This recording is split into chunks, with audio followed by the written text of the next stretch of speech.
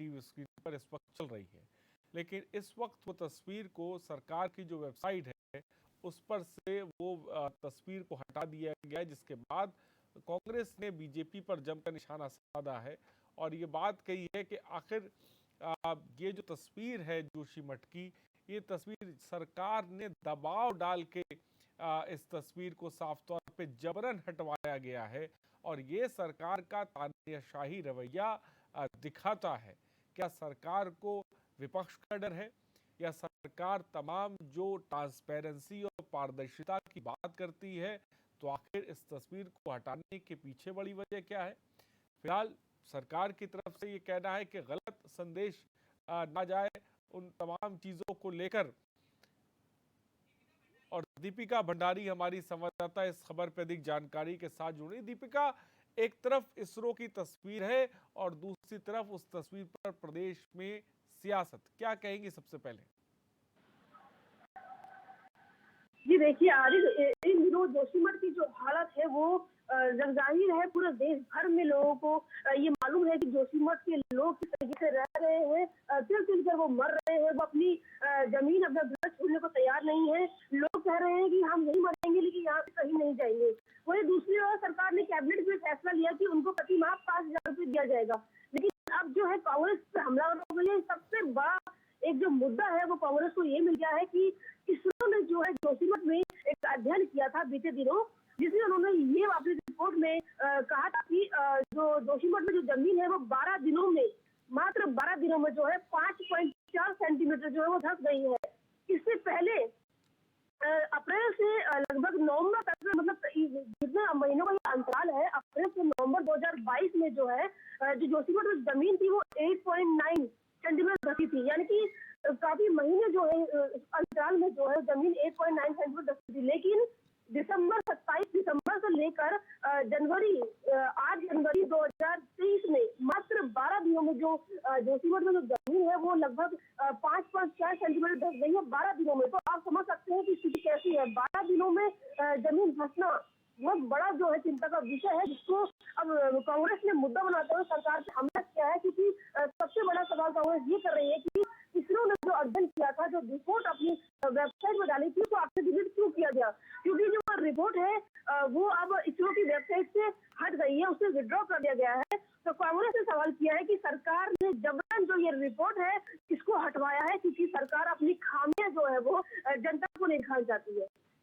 दीपिका, क्या एक तरफ गरिमा दसोनी को हम सुन रहे हैं जो मुखर होकर सरकार पर हमलावर है, वहीं इस पूरे मामले को लेकर क्या सत्ता पक्ष की तरफ से भी कोई बयान सामने निकल कर आ रहा है, जहां पर विपक्ष उन पर ये आरोप लगा रहा है कि भाई इसरो की वेबसाइट पर जबरन दबाव बनाकर ये तस्वीर को हटाया गया है?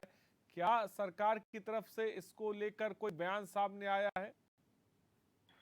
जी देखिए, सरकार की सत्ता पक्ष की जो नेता है उनसे भी ये सवाल किया गया, लेकिन आरिफ जो वो नेता है, सत्ता पक्ष की जो नेता है, वो इस सवाल का जवाब देने से पहले तो बचे और उन्होंने साफ तौर पर ये कहा कि विपक्ष के पास कभी कोई मुद्दा रहता ही नहीं है, तो वो बेवजह मुद्दों को उठाते हैं और सिर्फ सरकार पर हमला करते हैं। तो उनका साफ तौर पर यही कहना है कि विपक्ष के पास कोई मुद्दा नहीं है, ये जो मामला है जबरदस्ती को खाया जा रहा है, ऐसी कोई बात नहीं।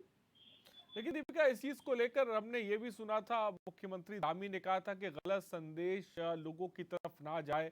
हो सकता है इस तस्वीर को हटाने के पीछे ये नजरिया रहा हो कि तमाम लोग जो जोशीमठ या धार्मिक जगहों पर आते हैं उनके अंदर एक डर या खौफ ना पैदा हो, जिससे पर्यटन पे इसका असर ना हो, एक गलत संदेश लोगों के बीच ना जाए। क्या इसको इस तरह से देखा जा सकता है? देखिए आरिफ, अगर ये सवाल है कि सीएम धामी चाहते हैं कि कोई गलत संदेश ना जाए, लेकिन फिर एक्चुअली सवाल जो है वो इसरो के अध्ययन पे पड़ता है। इसरो एक बहुत बड़ी संस्थान है, एक बड़ा संगठन है जिसमें बड़े बड़े वैज्ञानिक काम करते हैं और ऐसे में उनकी अध्ययन के बाद अगर वो रिपोर्ट को वेबसाइट से हटाया जाता है और ये कहा जाता है कि सरकार चाहती है कि कोई अफवाह ना फैले और कोई बुरा प्रभाव जो है वो समाज में ना पड़े ताकि लोग घबरा गए, तो इससे तो सीधे तौर पर जो सरकार है, जो सीएम धामी है, वो इसरो के वैज्ञानिकों पे सवाल खड़े कर रहे हैं। क्योंकि अक्सर यही होता है कि कहीं पर अगर कोई आपदा आती है तो उसका मुआयना किया जाता है, वैज्ञानिक उसकी पूरी रिपोर्ट तैयार करते हैं, सरकार को सौंपते हैं और साथ ही उसे अपनी वेबसाइट पे भी डालते हैं। लेकिन अगर इसे जबरन डिलीट करा गया है, सरकार द्वारा इसे हटाया गया है, तो ये बड़ा सवाल अब इसरो पत्थरों पे खड़ा करता है आरिफ। लेकिन इस बीच तमाम दर्शक जो इस वक्त देख रहे हैं और सुन रहे हैं, इसरो की उस रिपोर्ट में, उस तस्वीर में क्या दिखाया गया था? ताज़ा अपडेट क्या उसमें दिखाई जा रही थी? जी आरिफ, देखिए उसमें यही दिखाया गया था कि 2022 में अप्रैल से लेकर दिसंबर तक, यानी कि लगभग लगभग 7-8 महीने के अंतराल में जो जोशीमठ की जो भूमि है वो लगभग 8 से 8.9 सेंटीमीटर धसी थी, यानी कि 8 महीने का जो लंबा अंतराल था वो था। लेकिन अब जो है 27 दिसंबर से लेकर 8 जनवरी तक लगभग 12 दिनों में जो है जमीन 5.4 सेंटीमीटर धस गई है, सिर्फ 12 दिनों के अंदर। तो साफ तौर पर ये भी इसमें यही दर्शाया गया है कि एनटीपीसी जो अपना काम कर रही है, एनटीपीसी जो पहाड़ है उनको तोड़ रही है, जिससे कंपन पैदा हो रहा है, और इसी कारण जो उसका खामियाजा है वो जोशीमठ की जनता को भुगतना पड़ा है, क्योंकि एनटीपीसी के जो निर्माण कार्य है उससे कहीं ना कहीं पहाड़ जो है वो दरक रहे हैं, जिससे जो है घरों में दरारें पड़ रही है। तो ये 12 दिनों का अंतराल जो है, 12 दिनों के अंदर इतनी बड़ी घटना जो हुई है, ये साफ तौर पर दिखाती है कि एनटीपीसी के कारण ये हुआ है। लेकिन सरकार जो है इसे अपनी नाकामी को छुपाना चाहती है। सरकार ये छुपाना चाहती है कि एनटीपीसी की वजह से ये सब नहीं हुआ है, बल्कि ये प्राकृतिक है। तो ये इसे कहा जा सकता है। दीपिका, इन सब के बीच ऐसा लग रहा है कि जोशीमठ अब विपक्ष को एक ऐसा मुद्दा बन गया है जहां पर तस्वीर को लेकर भी विपक्ष मौका छोड़ना नहीं चाहता है। एक तरफ सरकार मदद कर रही है, उसको भी लेकर जिससे कह सकते हैं विपक्ष जो है हमलावर नजर आता है। मुआवजा राशि की बात की जाए, उसको लेकर भी जो विपक्ष है वो हमला नजर है। तो कि जोशीमठ एक इस वक्त ऐसा सियासी मुद्दा बन चुका है जिसको खासकर विपक्ष भुनाने की कोशिश में पूरी तरह से लगा हुआ है। जी बिल्कुल, देखिए आरिफ आरिफ देखिए पीएम मोदी से लेकर तमाम केंद्रीय मंत्री जो है, अमित शाह, राजनाथ सिंह समेत तमाम नेताओं ने, मंत्रियों ने कांग्रेस के प्रदेश महामंत्री मथुरा जोशी जी इस वक्त हमारे साथ जुड़ गए हैं। मैं आऊंगा दीपिका आपके पास, अब उस बात को मुकम्मल करिएगा। मथुरा जोशी जी, बहुत बहुत स्वागत है आपका एचएनएन पर। इसरो से तस्वीर हटाई गई है सर, आपको पता होगा, जिसको लेकर कांग्रेस हमलावर हो गई। इसमें आपकी पहली प्रतिक्रिया जानना चाहूंगा। क्या आपको क्यों लग रहा है कि ये तस्वीर हटाना एक बहुत बड़ा मुद्दा है जिसको लेकर कांग्रेस इतना हमलावर है? नहीं, देखिए बहुत ही दुर्भाग्यपूर्ण बात है। इसरो जैसी संस्था इसके दबाव में वहां से जो तस्वीरें हैं वो हटा रही, जो रिपोर्ट है अपनी वहां से हटा रही है। निश्चित रूप से इससे बड़ा दुर्भाग्य और क्या हो सकता है। सरकार एक तरफ जोशीमठ को बचाने की बात कर रही है, दूसरी तरफ इसरो जैसी संस्था जोशीमठ कैसे बचेगा, क्यों इतने तेजी से ये घटनाक्रम हुआ। विगत 15 दिन में 2 जनवरी के बाद भू धसाव कितनी तेजी से हुआ, इस सब में अपनी रिपोर्ट दी थी उन्होंने। लेकिन अब किसके दबाव में हटाया, किसने उसको हटाने के लिए कहा, ये बड़ी बात है और यह सबके लिए चिंता का विषय है। सरकार अगर ऐसे फैसले लेगी और इस तरीके से स्वास्थ्य संस्थाओं को दबाव में लेगी तो निश्चित रूप से उसका प्रभाव, गलत प्रभाव जाएगा।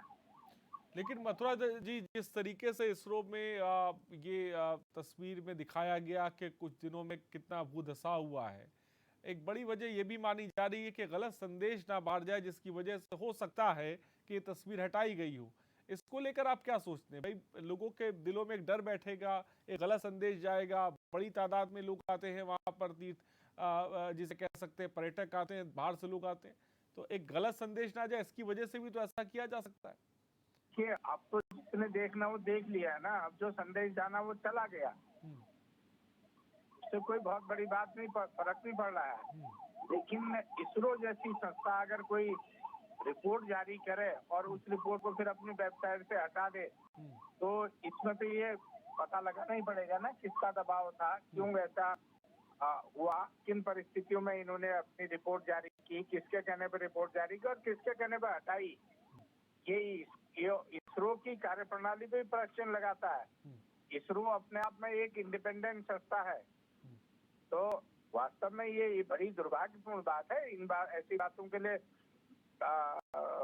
सरकार को सोचना चाहिए।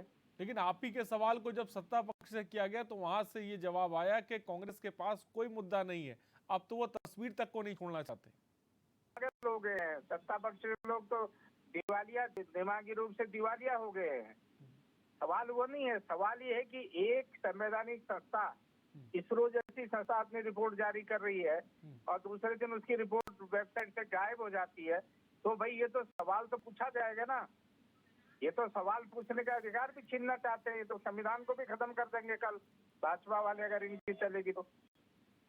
ठीक है, बहुत बहुत शुक्रिया मथुरा जोशी जी हमसे जुड़ने के लिए और अपनी बात को रखने के लिए। दीपिका हमारी संवाददाता भी हमारे साथ जुड़ी। दीपिका, अपनी बात को पूरा करें। जी देखिए, मैं आपको बताना चाह रही थी कि जो रिपोर्ट है जिससे हटाया गया है उससे इसरो पर भी बड़ा सवाल खड़ा होता है कि अगर सरकार ने किसी दबाव में आकर ये हटवाया है तो इसरो पे भी बड़ा सवाल खड़ा होता है। जो ये रिपोर्ट है, जो ये इसरो ने जो रिपोर्ट जारी की थी और इसे अब हटा दिया जाए, इसका सबसे पीछे का सबसे बड़ा कारण अब जो कांग्रेस है वो ये मान रही है कि 12 दिनों के अंदर जो ये भूदशा 5.4 सेंटीमीटर हुआ है वो एनटीपीसी की निर्माण कार्य चल रहे हैं उसके कारण हुआ है। और सरकार नहीं चाहती कि ये जो संदेश है ये लोगों तक जाए और लोगों को इसके बारे में पता चले कि एनटीपीसी के कारण ये हुआ है, सरकार की योजना के कारण ये जो ये आपदा आई है ये हुआ है। इसीलिए विपक्ष कह रहा है कि इसीलिए सरकार ने इसको इसरो की वेबसाइट से इसे हटवाया है ताकि लोगों को भी जानकारी ना मिले कि 12 दिनों में सिर्फ और सिर्फ एनटीपीसी के कारण ही ये भूदशा हुआ है और सरकार कहीं गिर ना जाए। दूसरी बात, विपक्ष ने यही सवाल खड़ा किया है कि सीएम धामी ने कैबिनेट बैठक की तो उम्मीद जताई जा रही थी कि बड़ा आपदा जो पीड़ित है प्रभावित लोग हैं उनको दिया जाएगा, लेकिन सरकार ने कैबिनेट बैठक में सिर्फ 1000 रुपए जो मुआवजा राशि है उसको बढ़ाते हुए 5000 करके ये दिखा दिया है कि भाजपा के दिल कैसा है और भाजपा कितनी कंगाल है। ये सवाल भी विपक्ष ने खड़ा किया है। लेकिन एक तरफ दीपिका हम देख रहे हैं मुख्यमंत्री धामी मंत्रिमंडल की बैठक में तमाम बड़े फैसले ले रहे हैं, जिसे कह सकते हैं जोशी मठ को लेकर। दूसरी तरफ विपक्ष को हम देख रहे हैं कि जो बुद्धि शुद्धि यज्ञ कर रहा है, जो हम देख रहे हैं कि एक तस्वीर को लेकर सरकार को घेरने में लगा हुआ है। जोशी मठ एक तरह से ऐसा मुद्दा बन चुका है विपक्ष के लिए कि वो आने वाले समय के, जिसे कह सकते हैं इलेक्शन के मद्देनजर भी देखा जाए तो उसको भुनाने में लगा हुआ है।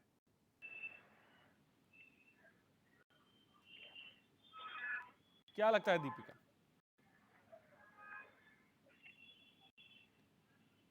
दीपिका, मेरी आवाज आप तक पहुंची है? हेलो दीपिका, मेरी आवाज आप तक पहुंच रही है? एक तरफ हम देख रहे हैं मुख्यमंत्री धामी मंत्रिमंडल में तमाम जिसे कह सकते हैं कि बड़े बड़े फैसले ले रहे हैं जोशी मठ के भविष्य को लेकर, नए जोशी मठ को बसाने को लेकर। वहीं दूसरी तरफ हम विपक्ष को देख रहे हैं कि तमाम उन फैसलों पर वो बुद्धि शुद्धि यज्ञ कर रहा है, मुआवजे को लेकर आवाज बुलंद कर रहा है, तस्वीर पर सियासत कर रहा है। इसको किस तरह से देखा जाए? क्या मौजूदा वक्त में जोशी मठ एक ऐसा मुद्दा बन चुका है जिसको कांग्रेस छोड़ना नहीं चाहती है? जी देखिए, राज्य के हालात ऐसे हो गए हैं कि विपक्ष को जो है कई हथकंडे अपनाने पड़ रहे हैं। सबसे पहला जो है जोशी मठ आपदा आई, उसके बाद पटवारी लेखपाल का पेपर लीक हो गया, उसके बाद खुलासा हुआ कि जेईई और प्रवक्ता का पेपर लीक हो गया। एक के बाद एक करके कई ऐसे मामले सामने उत्तराखंड में आ रहे हैं जिससे भावी सरकार पर सवाल खड़े हो रहे हैं और दूसरी ओर विपक्ष विरोध कर रहा है और उसको सरकार के लिए बुद्धि शुद्धि के लिए जो है यह करना पड़ रहा है क्योंकि राज्य के हालात ही ऐसे हो गए हैं। एक और आप देख सकते हैं जो आपदा पीड़ित है, अगर एक परिवार में 5 लोग हैं या 4 लोग हैं, क्या 5000 रुपये में किसी का गुजारा हो सकता है? क्योंकि आजकल अगर देखा जाए उन लोगों को शिफ्ट किया गया है, लगभग 4 से 5000 का तो कमरे का किराया होता है, इससे कम का किराया जो कमरा है वो कहीं नहीं मिलता है। अगर वो लोग कहीं कमरे किराए में जाते हैं तो 5000 तक तो कमरे का किराया होगा, फिर खाएंगे क्या?